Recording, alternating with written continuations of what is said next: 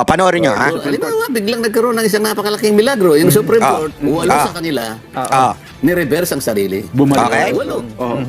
So, sinasabi niya kasi, 180 degrees. may pagkakataon kanya namang Opo. nag-reverse, unanimous. Naku, may nawang mali dyan, Sen, ha? Meron Ay, pong nawang mali. hindi ako kumibo doon. Kasi, kumbaga sa, alam mo yung Jen, tayo kasi magsasaka Jen, Opo, ang magsasaka kuminsan nagiging ano rin mangingisda. okay. Magkahalo yun Kasi pagkatapos mo maitanim yan, may mga isdang ano Tama. May variety na kayo ng palay natin. Oo, Hindi ka mag-isda ng Hito. hito kayo dalag. Para mahuli mo ngayon, meron kang silo. Hindi ko kasi alam sa Tagalog yung sa Kapampangan ang tawag namin balisasa. Balisasa. Yun. Alam ko kung ba't siya tumawa. Kasi sounds familiar yung balisasa, Kaming mga lalaki lang ang nakakaintindi niyan. yung balisasa, isang ginawang pangsilo ng isda yun. Opo. Iuumang mo sa tubig yan. Lalo na yung medyo umaagos yan. Ngayon, yung isda, meron siyang option na pumasok. Matetempt siya na pumasok Kasi maglalagay ka ng ano doon. Ano, yes po. Okay. Pero may option siya, ha? Papasok kaya ako, hindi. Ganun ko tinitingnan yung kahapon. Kahapon ba yun? Wednesday po, Wednesday. Isang araw. Isang araw. Sige, pumasok ka. Akalain pumasok. Yung balisasa dyan, pagpasok mo ron, madaling pagpasok Ay, hindi ka makalabas. Kaya lang nakaganon yun Yung parang Palitan pagpasok dulo, mo, pag ano mo, nakaano na yun. Kahit anong One gawin way mo yun doon, hindi ka na pwedeng lumabas. One way. O, tignan mo nangyari ngayon. Ang Supreme Court na nagsabi. Mali naman yung mga pinagsasabi mo. Kasi nung Sa madaling salita, mga kababayan, sinasabi niya dito, na-trap si Ontiveros. sabihin niya yung League of Cities versus Comelec, napangiti na ako doon. Kasi kaya ako na inumag yun. Kasi alam nyo, natalakay natin. Tatlong beses nagkabali-baligtad yun. Merong nag-dissent doon. Hindi unanimous yun. O, tingnan mo ngayon. At saka ngayon, pinipilit niya magpaliwanag. Kumbaga sa isda, sabi ko nga sa inyo, nahuli ka na ng balisasa. Kahit ano pang gawin mo magpaikot-ikot, wala ka nang lalabas. Nasa sayo. Hindi, ang katiran ho niya ngayon, Sen, Ano? ay mabuti na rin niya yung umaamin ng pagkakamali, at least na itatama. Hindi kasi, Anong naitama? Walang siya na itama. tama yung kanyang pagkakamali. Na umamin. Baka may tama. Gago! Wala siyang tinama, hindi naman niya talaga inamin Kasi kung aaminin niya, sasabihin niya, tama si Marcoleta na malabo na ma-reverse pa yan. Wala naman siyang ginanon, pinagpipilitan niya pa rin Pagkakamali. Pero nanatiling mali. Sa mga katwid, sa pag-amin mo ng tama ngayon, Oo. Nang mali. Pag-amin niya ng mali. papayag ka ngayon doon sa sinabi ko na wala pang nangyari na gano'n. Yan. Papayag ka. Dapat aminin mo na yung sinabi ko, wala pa akong nakita sa tagal ng pagiging abogado ko. Wala pa akong nakitang ganyan. Isip-isipin mo, nandun yung tatlong karakter na talagang kinatatakutan ng isang abogado. Isip-isipin mo, sasabihin sa iyo ng korte, unconstitutional. Naku, yun lang pa. Dito lang talagang palagay ko Bagsak ka na dyan. Pati kaluluwa mo, mawawala yun Opo. Pangalawa, void ab initio. Yan, Yan. Yes, wala kang pakialam, wala kang... Dalawa na. Opo. Pagkatapos sinabi niya, violative of due process. Ay, yan ang matindi. Mag-EMR ka pa riyan? Oo, meron pa pang-apat. Immediately executory. Kaya nga, dito pa lang sa tatlong ito, patay na. Ngayon, sasabihin niya ngayon na, hindi ka niya, may pagkakataon. Ngayon, yung pag-amin niya na mali siya, babalik tayo doon sa sinabi ko, wala pa ako nakitang ganyan. Dapat aminin niya rin. Tama si Kong Marcoleta, si Sen Marcoleta. Opo. Yun naman ang gusto kong sabihin niya. Ay mukhang hindi po, Sen. Mukhang meron pa rin sa mga hinahanap ko Ito, meron sa statement Meron sa statement po dyan. Meron sa statement po. Ang sabi niya dito, Meron pa daw siyang makikita, Sen Nasaan na ba yun? Ayan, pinakita na natin yan, statement niya, yan po. Napaka-importante po kasi nung elemento, yung constitutional, tapos yung void ab initio, at saka yung sa due process hindi nasunod, at yung sabi nga nung isa yung immediately executory. So ibig sabihin yan yung mga elemento na naandoon sa desisyon ng Supreme Court. 'Di ba? It's a matter of kino-compare mo yung dalawang prutas na etong prutas na to, nakakain mo rin ng lahat. Ibig sabihin walang tapon. Kahit buto kinakain mo. Tapos i-compare mo ngayon dito sa isang prutas. Pero dito sa isang prutas magkaiba sila ng elemento. 'Di ba? Sasabihin mo masarap. Masarap din 'to. Anong pinagkaiba? Yung isa maaring healthy, yung isa maaring pag nasobran hindi. Iba yung elemento. So ano ibig lang sabihin ni Marcoleta dito? Yung sinasite niya dito, which is yung case ng Agribiotech, versus Greenpeace ay not the same elements with the impeachment of VP Sara. Magkaiba ng elemento. Ang matindi nga dito, alam nyo ba kung tungkol saan ito? Ito sinasabi niya ito na ni-reverse kahit unanimous. Alam mo kung ano tungkol saan to? Sa talong. Ito mga dilawan na to, ang hilig talaga sa saba, sa talong. Gago! Hindi, alam nyo. So, ibig sabihin, with the importance nung decision, ang layo. Ito tungkol sa pagtetest nung talong at ito yung impeachment. Pwede mo paghambigin yun para sabihin na, yes, they're both unanimous. Ito na reverse, yung talong na reverse. Etong impeachment pwede rin ma-reverse.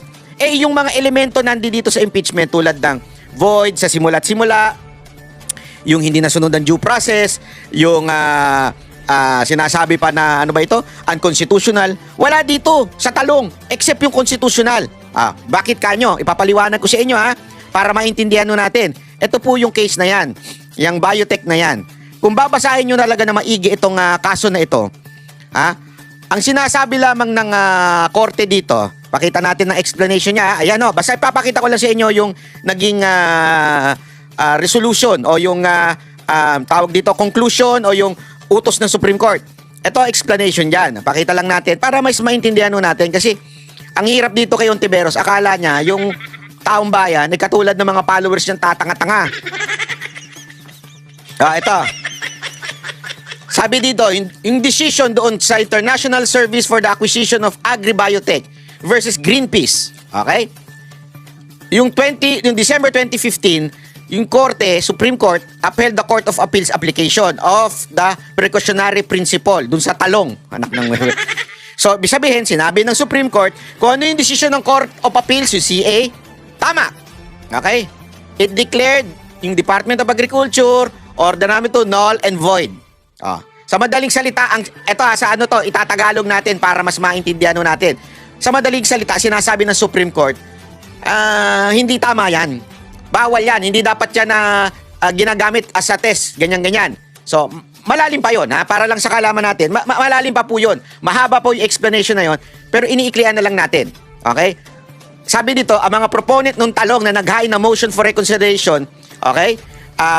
Sinasabi na wag ipagpatuloy yung field testing at paggamit ng GMO. Yun yung una na sinasabing unang desisyon ng korte. Wag gamitan yan. O wag yan ay ano.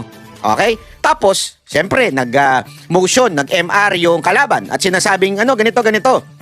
At ang nangyari nun, sabi dito, wala nang saysay yung kaso. Bakit? Tapos na kasi yung field trial. Tapos na po. Yan yung tinatawag. Kaya kung titingnan ninyo, sabi dito, before the ruling could take full effect, yung BT Talong field trials had already ended. Tapos na. Kaya nga sabi dito, moot and academic na yan. Wala nang saysay yung desisyon na yon. Kaya ni-reverse na lang ng Supreme Court. Sinabi na, hindi na, okay na yan. Kasi nga, tapos na po. Yung original decision ay tapos na. Kaya ni-reverse na lang ng Supreme Court. At sinabi ng Supreme Court, ayun, makikita ninyo dyan. Basahin nyo, arguing that the case had become moot and is no longer presented an actual controversy worthy of the judicial resolution. Non-judicial na ibig sabihin. Hindi na namin pwedeng pakialaman yan kasi tapos na. Kaya ni-reverse na yung decision. Wala na. Okay? So, para i-compare mo Ontiveros at pinagpipilita mo, ito unanimous to dati tapos ni-reverse. Kaya ni-reverse yan, una, tapos na. Sinabi rin ng Supreme Court na aside from the moot and academic na yan, non-judicial na yan, ibig sabihin, hindi na namin pwedeng pakialaman yan kasi nga tapos na. Utak. Etong sa kaso ni BP Sara Duterte, hindi pa tapos. Applicable pa ang desisyon ng Supreme Court. So, imposible. Sabi na natin, very, sabi nga ni pangalan nito, ni Marcoleta, you're hoping for hope. Kasi malabo na. Malabo yan. Una, unanimous yan. Sasabihin mo, yung unanimous mo, ibang konteksto naman tungkol sa talong yan. Talong. Kung titimbangin mo, napakalayo para i-compare mo sa unanimous decision dyan. Talong yan, talong. Pagte-testing sa talong. Tapos, ito hindi na nga mabigat yung issue. tapos na. Tapos pa. Tapos na yung trial, wala na. So, mutin academic na desisyon ng Supreme Court. Kaya binawi na lang nila. Gets ninyo? Ang linaw po dyan. Ito talaga si Ontiveros, sablay na naman, niloloko mo na naman ng taong bayan nito eh. Taong bayan ha, yung talagang totoong taong bayan. Pero yung mga taong tanga, na mga followers ninyo, iba yun. Kaya nga alam nyo, so in summary, the reversal, sorry, paano natin? So in summary, the reversal succeeded not on substantive merits, hindi tungkol dun sa merit, but on the procedural ground that the issue had already lapsed and were no longer justiciable. Kung ako sa'yo, sisantihin mo na yung assistant mo. Bigay ng palpak sa'yo. Hindi, alam naman namin na allegedly, binabasa mo lang lahat ng sinasabi mo Galing sa researcher mo, galing sa abogado mo. Wala mali sablay talaga Ikukumpara mo yon sa isang tapos na. Kaya nga binawi na ng Supreme Court yung decision nila kasi tapos na. Wala na, hindi na applicable, not justifiable nga sabi. Sorry, not justifiable. Ano ba yung exact term? Sandali. Justiciable. Ayun, non-justiciable. Yun ang paliwanag doon. So, please lang naman, huwag ka na magmagaling. Sablay ka na naman, niloloko mo na naman ang taong bayan nito sa ganitong Ano ba? Ano to? Anong pautot mo niya yan? Anong pautot mo? At saka sabi ko nga, paulit-ulit din naman sinasabi ng ibang mga abogado din. Even if there is a MR, di ba? Even if there is an MR and it is possible, masabihin na natin, napakalabo, na baguhin pa yan ng Supreme Court, immediately executory. So, ibig sabihin, pag sinabi mong immediately executory, hindi ka pwedeng mag-antay. Kailangan mo na kagad i-apply, i-execute. Diba? Yun ang ibig sabihin ng immediately executor. You have to execute it kahit na may MR pa yan. So, palpak talaga ang argumento ninyong minority. Sama-sama kayo dyan. Sabi nga ni Chis Escudero, anti-Duterte lang talaga kayo. Gago! Yan ang totoo. Alam mo, meron niyang ako nabasang sabi doon. Yung kay Corona din daw, sabi hindi ko pa kasi na research yan yung part na yun. Although allegedly, yung kay Corona rin daw, si Ontiveros din ang trumabaho dyan. Bakit kaya mahilig siya sa impeachment? Hindi ko alam. Pero may chismis din yung mga pumirma doon sa impeachment ni Corona. Chismis lang naman din to, allegedly din. May mga napoles. Hindi, naalala nyo? Yun yung time na yun yung napoles na yun, nagkabigayan daw, allegedly nagkabigayan daw noon, nung time na yun. Para, remember, di ba? Kalaban ni Pino yan. So, that is something na need to be proved. Pero yun daw ang dahilan nun. Ngayon, madami bang pera ang Kamara? Marami bang insertion ang Kamara?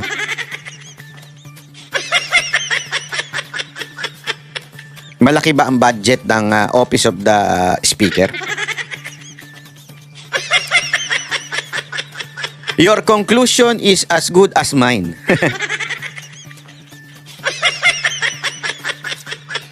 Yun lang sa akin. Kaya Ontiveros, alam mo, kung ako sa'yo, sisanti mo lahat ng mga staff mo, maghanap ka ng magaling-galing na magre-research. Sa bagay, kahit naman siguro magaling yung mga nagre-research niya, kung talagang sablay ka. Kaya, ganun talaga Alam mo kasi, ang katotohanan, mahirap talagang baluktutin yan. Kahit anong gawin mo. Halimbawa, meron pa, ito. Anong kulay ito?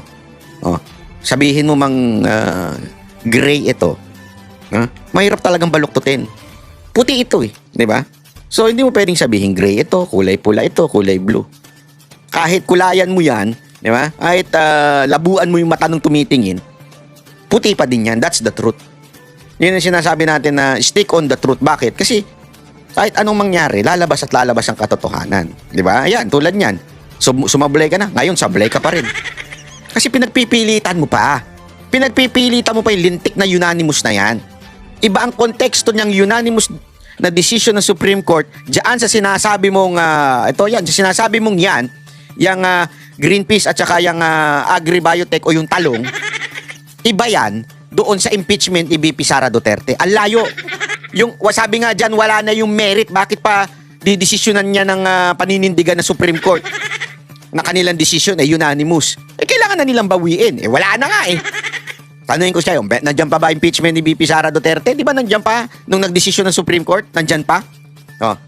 Ay, hindi na pwedeng i-reverse yan. O nire-reverse psychology mo lang kami? Gago! Ang baduy mo, banat ba, ha? Huwag mo nang ulitin yan.